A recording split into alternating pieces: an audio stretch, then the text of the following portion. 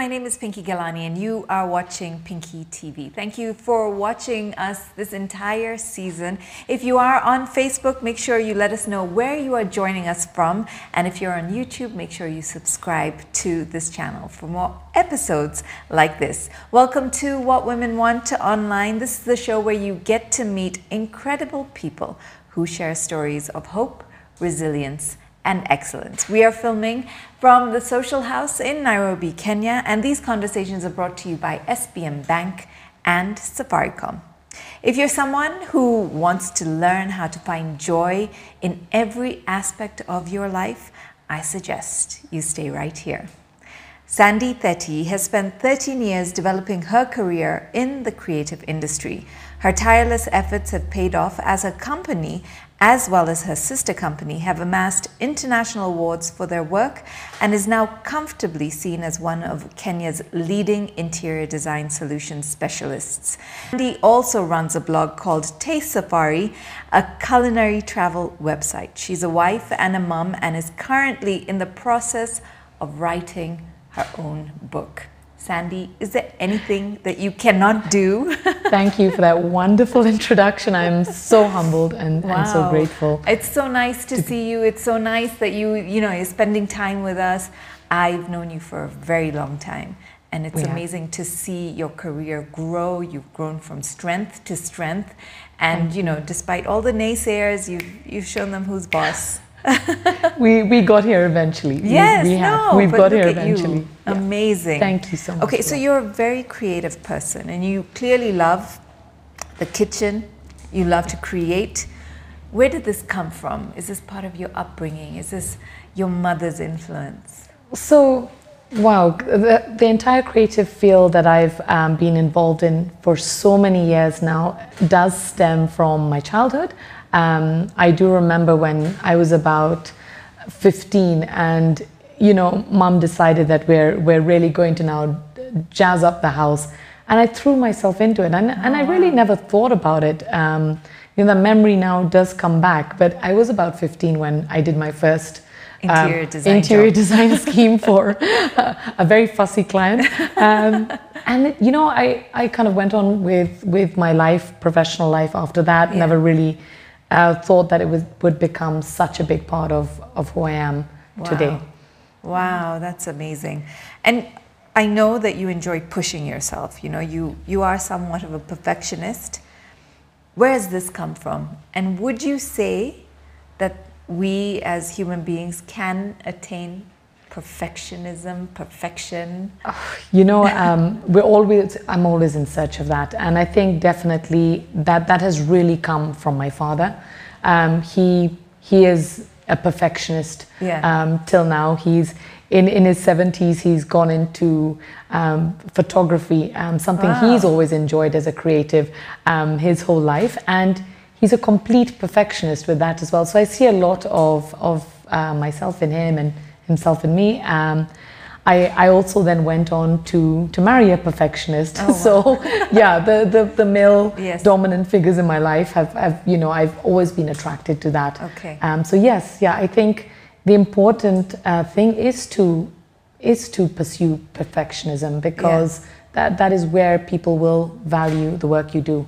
We're not going to do a half-hearted job anywhere. Yeah. So I think that's what people value. And that's in all aspects of your life. I know, because I've tasted your food. Thank you. It's perfection. I've seen you as a mother. That's perfection. Thank you so much. And of course, like you said, if you do that in all aspects. Now, you and I have been brought up in Kenya as with very strong Asian parents. Yes. And a lot of the things that we've been taught, and I think this is across all cultures, but I feel like it's very dominant in the Asian community, is to give of yourself, right? Never say no. Be a good child and call everyone uncle and auntie. Yes, that's which is not a bad thing. Our parents taught us from where they knew. However, I've learned from my experience, after I turned 40, I feel that saying no, as opposed to the way we've been brought up to always say yes and always, give away your toys, or if someone asks of you, say yes and yes. I've learned that saying no is a powerful thing. It's also okay. I think the grounding that we received, from our parents, being brought up here in Kenya, quite traditional, conservative families, but also very forward-thinking, in their business environments, market leaders in what they did. You do tend to be quite subservient for a large period of your life. Sometimes that pays off, and sometimes it doesn't. And I think you're right. I think when you find your feet and you begin to understand who you are as a person, you will always look for somebody to make sure that you're also on the right track. We all veer off sometimes and make mistakes. But you're right. Once you're a bit more established in your own life and you understand how you want to bring up your own children, it's important to teach our children also to have a bit of their own opinion at an earlier age, as long as it's not offending anyone or any aspect of their life. Right. So it has two very interesting sides to it. Part of my success has been because I did put my head down and abide by the rules and really try to achieve everything that was expected of me. But I think I really grew when I decided that I am going to step out of that safe zone and start doing what I really believe in. And that's when I really grew. That's when not necessarily saying no, but actually saying, actually I'm okay to try something else now. So you're the diplomat, I'm not. I'm not sure my family would think that, but I fight my corners. I do fight my corners secretly, and I tend to get my way. Oh, good. Most of the time. I think we were discussing this earlier, as well, because of the community aspect. There's always been, oh my God, what will people say? Oh my God, what will people say? How have you handled that growing up? I think I came from from a very different background in the sense my father was so hardworking, still is. My mother, before she got married, she was actually incredibly hardworking. She actually held 2 jobs, which for a woman of that generation was completely unheard of. So that really propelled me. I kind of pursued everything that my parents had taught me to be very strong values of being able to be hardworking, to earn your dollar in an honest way, but remain very, very humble along the way. And I've seen that with you. The humility is amazing, and that does come from upbringing. Thank you. You're often referred to as happy-go-lucky. How do you develop this part of your personality, especially when the world can be a tough place? It's not always as happy-go-lucky as I would like it. This year has shown us that more than ever. Yeah. But I think the one thing that you do as a business person, as a wife, as a mother, is you do tend to develop natural skills of handling challenging situations when they come up. You're wearing 3 different hats through the day, and you really have to find a way of getting through all of this. And part of that could be, I'm just going to go with the flow and try to be happy-go-lucky. I mean, business is not happy-go-lucky. That is pure hard work. But trying to maintain a happy environment at home and with the people that you're surrounded by is important to me. Is to keep that positive aspect to your life, and bring a bit of joy into people's lives when you can.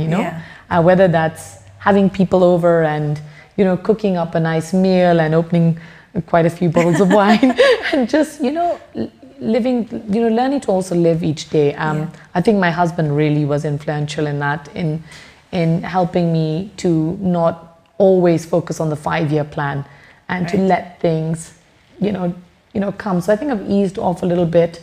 I was very, very aggressive when I first started this 13 years ago, and I really wanted to be unstoppable. And I think I've learned to slow it down, and maybe because we have achieved quite a bit. So I've learned to handle that and become a little bit more relaxed also in everyday life, if I can be. Yeah, no, I mean, for as long as I've known you, I've always known you to be happy-go-lucky. Thank you. So you know, you're talking about your company and how, you know, for a long time you've been very hardworking. Your company's celebrating a decade this year in business. And it's probably one of the most difficult years to be celebrating, you know, around the world, globally. COVID has hit businesses very hard. It's proven hard for employees alike. What have you done as an employer during COVID that you feel has made a difference? You know, when we actually thought 2020 was going to be one of our biggest years. We had a great year last year. Everyone thought that. Yeah, 2020 was the big one. This is the year. This is it, exactly. Last year we had a real record-breaking year. It was phenomenal. We completed over 2,500 hotel rooms. It was huge for us as a business, and you know, really put us on the map across the East African region. COVID came to us very unexpectedly. I mean, we've been through trauma in the business before. We've been through the Westgate attack, where of course, tourism was the first to get affected. Those are my clients, all the hoteliers. And, you know, we battled through that period. Corona took a completely different twist to, you know, an economic crisis, because it's not just an economic crisis, it's a health crisis. Yeah. You know, a pandemic, you know, has a complete train track of its own. So what we decided to do when things were beginning to slow down and get quite dicey, we had to be extremely sensitive to all our existing clients and customers. You know, this was the time to also show that we are able to be patient and perseverance, which I think everyone has had to learn one way or the other. But what we also did is we sat back and said, okay, this is where we are. This is what we're in. How are we going to make this work? So as you know, overnight, I decided, okay, guys, things are going to be quiet for a few months. Hang on. We're a creative team.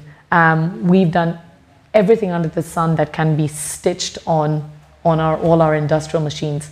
Let's go into making masks overnight.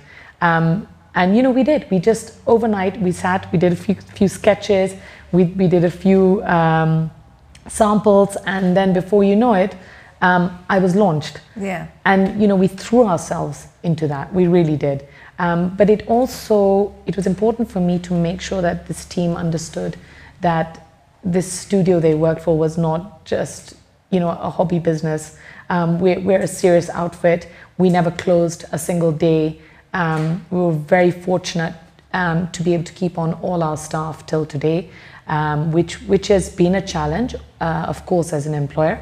But it's more than anything, I wanted the team to understand the moral aspect of seeing something like this through, that it does take perseverance. It's going to take a bit of sweat. It's going to take sleepless nights. But, you know, we're going to come out the other end. Yeah. And as everybody is now slowly beginning to, you know, have those conversations again, you know, I think we're out of that very dark period. But it was really important to keep going and keep motivated during that time. Otherwise, it would have been very difficult to bring back everybody to the level we were at. So it's perseverance, patience, pushing along, being in, you know, creative 24 hours of the day. We've just never been comfortable with a single product. Yeah. So that's what excites me about how we got through COVID. Actually, it's shown me the potential of our company. Wow. And the creatives that helped to bring it all together. I like that you say, you know, because persistence pays. Yes. And if you persevere and if you just have faith as well, I think that's important. In regards to creativity, you know, when we're talking about your business, do you think everything has been done before? I mean, I know it's difficult to remain creative, and I think, you know, designs have been done and done and done, but then is it okay to add your perspective to the pie and add your style? Yeah. how do you remain relevant? You know, it's a really interesting question. Remaining relevant, I think, is such an important phrase. So when we first started off the company, my idea was to completely celebrate, you know, all the artisanal skills and the access to all these beautiful beads and fabrics that we had in the country. And that's where I launched my company from. With all the soft furnishings in the bedrooms at the Tribe Hotel, we emulated a beautiful Kuba cloth, all handmade. It was really highly creative for that time. Within 6 months, everyone else was doing it all down Gong Road and all of that. We saw it all. And so we pushed ahead. We were always sort of trying to be one step ahead of the game. Over the last few years, we saw a real shift in consumer behavior. China was really aggressive in bringing their product to market, huge competition for us. But you know, we remained very steadfast. I bring in all my fabrics from India. I've always worked with India. I value the design skill that goes into their products. Most of their products end up in Europe. So, you know, I was able to bring that product into Kenya at an amazing price point, you know, cut out all of the European prices that we can't translate in this country. So that really kept us still ahead of the game. And it's really funny because this year, when there is so much available in the market, you know, as creatives, we do have to look at ourselves and our business model. And the funny thing is, the conversation I was having just with my team the other day was, you know, guys, I want to go back to that energy we had when we first launched this company. I really want to revisit that authentic craftsmanship that we were bringing to the country. And I think there's going to be huge value for that. I think it got lost for a while because there was so much in the international market. So I really feel that this is going to, sometimes you have to go back to where you started and bring it back even better, even bigger. So we're in the process of creating a whole new product range. We hope to actually enter the retail market here. We've been looking at exports for a while. And even with exports, I want people to see what can be made in this country so beautifully and at an international level. So we are looking at collaborations overseas, but we had to go back to the beginning, to where we started, for that creative drive to come back. So that's what makes us relevant. I think going back to your roots is always important, especially when you're looking for yourself again. You say that you create happy chaos. I love that. Yeah, I think that's what I'm better known for. Yeah. How much of life has to be happy? How much of life has to be chaotic? And how do we help ourselves to understand that balance?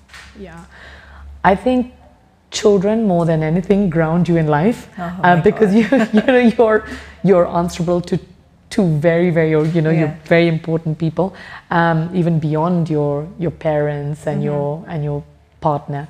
I think it's completely important to appreciate what we have even on really bad days. So that's where the happy, you know, comes from. You know, really to sit back and look at where we started from and where we are now. You've got to try to be happy about that, you know.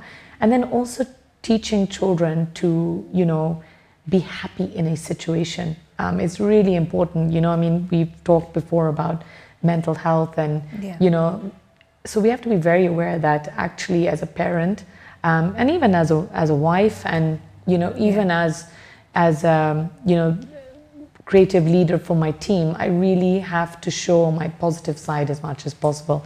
The chaos always comes when there's you know, when there's uncertainty, of course, you know, there's a little bit of noise in your happy environment, but you have to learn to deal with that. And you know, we do that through travel, through friendships. You know, I deal with, you know, chaotic times of my life by having friends over, having family over, and you know, I love cooking. That's my therapy. So that's where I would say the happy chaos comes in, because it's it's having a house full of family and friends, and it's all a little bit chaotic because it's not perfectionism. Yes.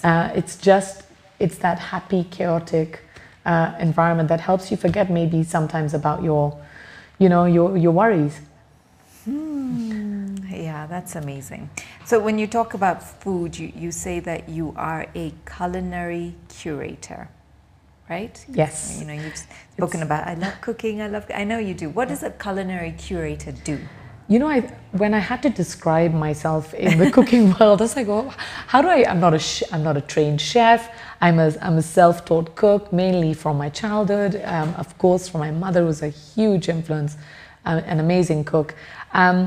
But I think the reason why I use the word curator is because I love to collect recipes. I love to travel and completely immerse myself into the food culture. So I'm curating memories, I'm curating recipes. And one of the things that, you know, like I feel like we're going to lose a whole generation of knowledge if we don't curate that memory. For me, it's about food, and food is always associated with a memory. So if we lose that, you know, if we don't edit that history and curate it and remember it, it will be forgotten. So for me, it's really about making sure we don't forget as well where all those nice memories come from as well. You know, I mean, I'm sure everyone around us here has a favorite childhood food that will, you know, bring back a memory of a parent or, you know, a get together or something. So that's really important to curate those memories. So that's really where that comes from. That's really cool, actually.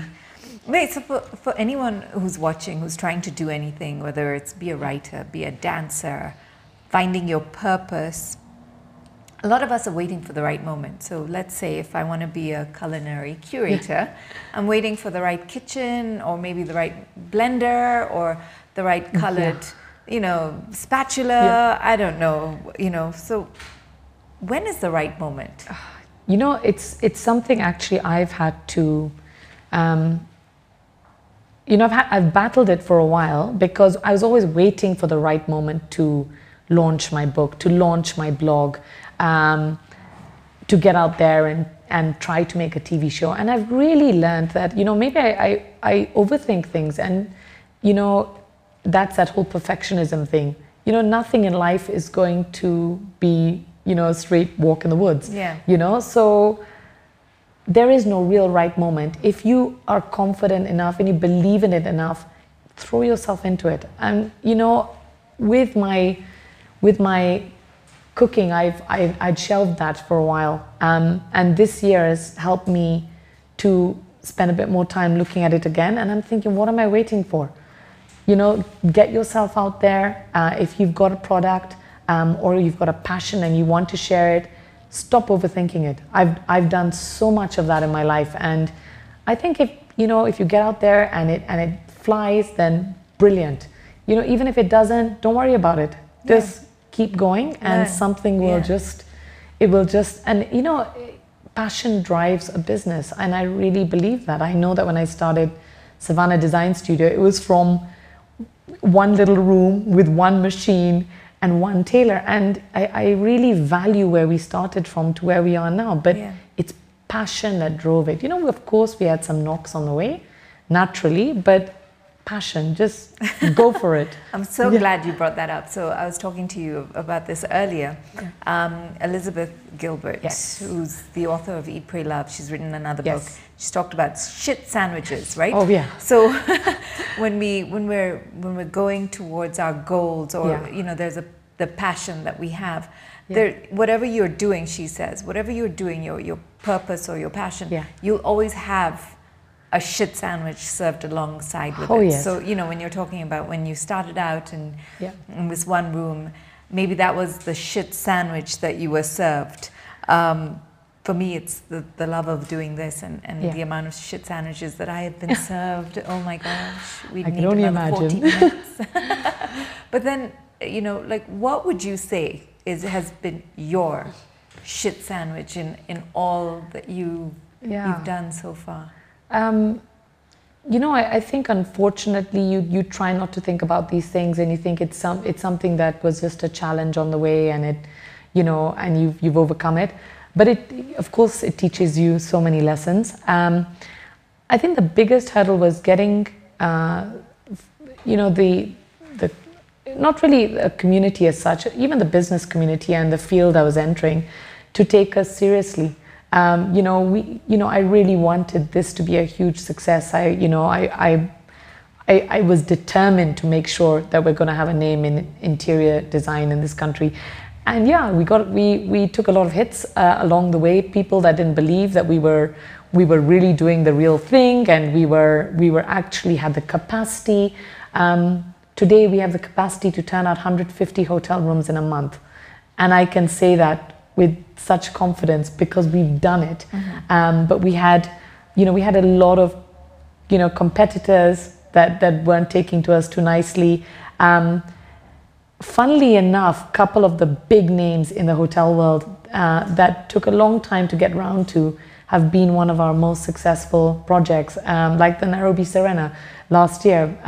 Incredible opportunity to work with, a very celebrated brand. Yes. Right across Africa. That was a huge accolade for us, but we were also knocking on their door for a while. So it does take the consumer some time to shift their thinking away from what they're used to now a new, young, strong design firm that will deliver, and most of the time we just exceed expectations, which is exciting. And I've met some strong tourism leaders who are supporting this change, and that's exciting. Yeah. People want to see new designers. We want to bring new levels of international design to Kenya, and we're doing it now. So yeah, the shit sandwich came in many forms. And but you just have to deal with it. Enjoy the flavor. Yeah. Pretend you're eating something else. Yeah. Yeah, I think it's something else. We were talking about this earlier because we've both been Netflixing. Yes. Masaba, which is a show that we've both watched. Yeah. And she one of her collections is called A Hot Mess. Yeah. And I think a lot of the times, women go through this phase where they look at themselves and they I'm such a hot mess. But what happens when you follow your curiosity and you get past this fact where you may be a hot mess, and you have you found that when you allow yourself to follow your curiosity, you then become of help, not only to yourself but to other people who may be in a hot mess? We're always in a hot mess. We're always in a hot mess. This all looks very put together, but look, there are days where everything is, you're handling so much all at once. Some things aren't working out as quick as you'd like them to. There are different demands in the business. You're keeping up with what's happening on a global level and obviously locally as well. But I think the one thing that has got me through is that, that perseverance of not digging yourself into a hole and saying, listen, I can't get out of this. I don't want to deal. Get up and deal is the way I handle being in a hot mess. You're there, get up, face the music. And you know what? That perseverance pays off. It really does. Obviously a little bit of self-belief goes a long way. Even when your confidence is knocked, you've just got to turn the page and move on. And I know it's all a bit of a cliche, but yes, I truly, completely believe there's a reason for everything. You'll get certain projects and you won't get others. And later on, a few months later, we'll realize, thank God, we didn't win that. Yeah. So it's a bit about collecting yourself, keeping yourself collected during a period like that. I think this COVID 2020 has been one of them. We're all in a hot mess. Yeah. But just keep collected, keep your wits about you, use all your business acumen, all the skills that you've garnered through the years. And this is where, your economic mettle gets tested, really. This is the time where you've got to, this hot mess, you've got to get everything you know and understand and believe in and apply it to keep going. that's how I deal with my hot mess. Wow. It's okay. Before we let you go, I'm going to just touch on your kids and how as a parent we want to do it all. Maybe not as mums. We feel we want to do it all. We want to be the CEO. We want to be the perfect mother. We want to be the great cook. All of you. That's not you. At all. So many of us. Can we do it all? There was a time I really felt being 100% everywhere was essential. There was a period of my life when we were in a very strong, aggressive growth period. And I wanted to be the mom that did the school runs. I wanted to be the mom that made sure I cooked their meals every night, checked in on them. And I also wanted to give 200% to my business. Also needed to make sure that my marriage was in check and, my partner was also, appreciated. But I also, over the years, have come to realize we don't have to be 200% at everything. Give your 80, percent and you'll be okay. Really, I've had, and that's been quite a personal challenge to look at that and say, it's okay. It's all right if you don't pick up the kids today. It's okay if you come home a little bit later from work because you really had to finish what you needed to do. And it's amazing because you started the question by asking about the children. It's shaping them so much to understand that actually when you commit to something, you have to see it through.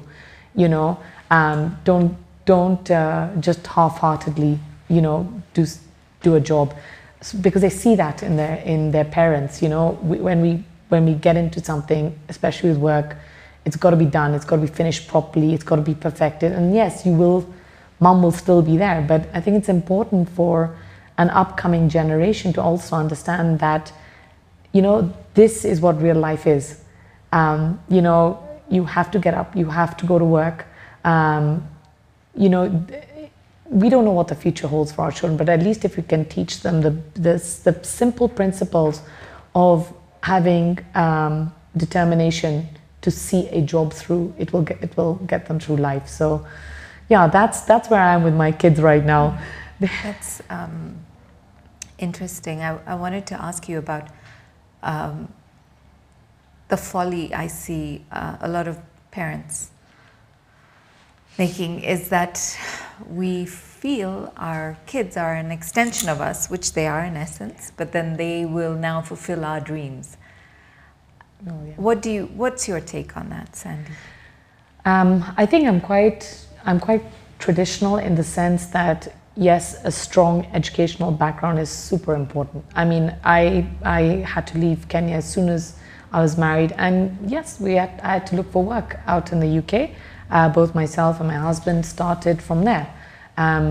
We both got jobs, and we had to pay the bills, we had to pay a mortgage, we had to get out there and hustle and make it happen, and we did do that. But it's that grounding foundation, I think, will always stay with me. It's something that even my husband's parents, my parents, they always believed in that strong educational background. But in terms of following their dreams, I think allowing our kids to have a bit more space.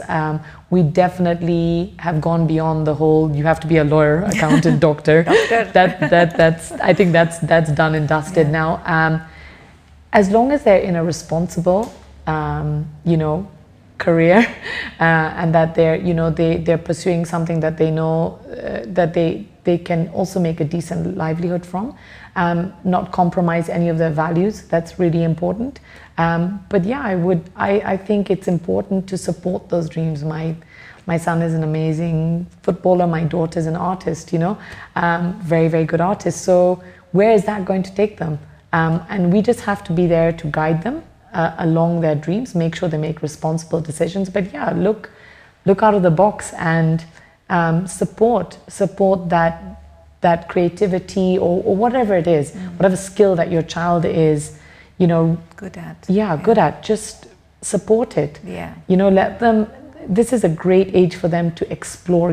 I feel maybe we also, as an older generation, not that we weren't given the opportunity, but the mindset was very different. Very different, you know. So I think it's really important that the space is given, and then as parents, be, you know, give them excellent guidance. Yeah. And if they see you working hard, yeah, they're hopefully going to want to emulate the same thing. Absolutely. Hopefully. Hopefully. Oh my goodness. Thank you so much for watching. Make sure if you want to win a mobile phone, you have to be on Safaricom Postpay.